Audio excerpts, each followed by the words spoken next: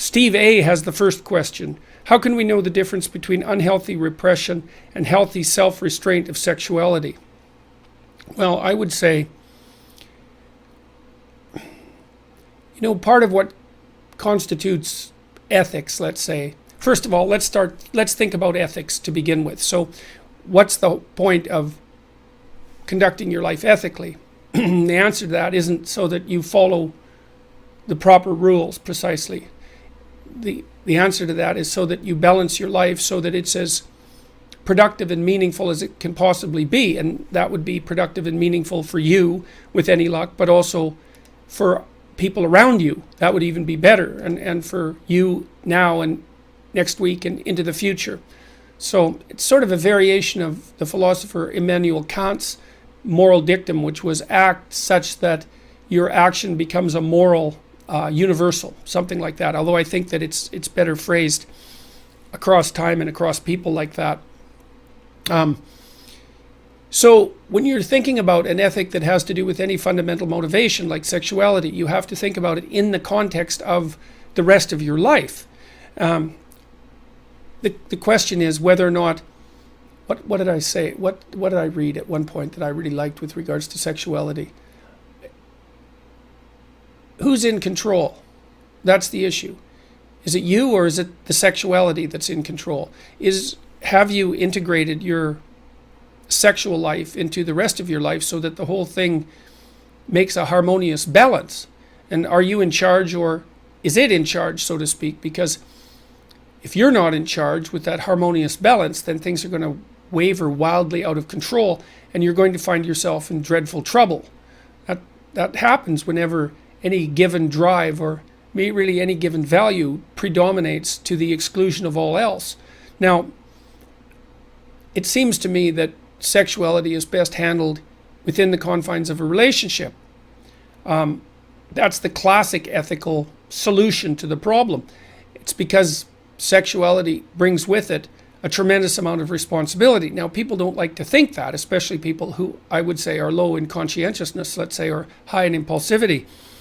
It's easy for people to believe in, what would you call it, casual sex, which is not something that I think exists, because I don't think you can divorce sex from its sociological or political or economic or psychological consequences. And I would say the endless scandals that have plagued the United States in particular in the last year with regards to sexual behavior are proof positive that there's no such thing as casual sex.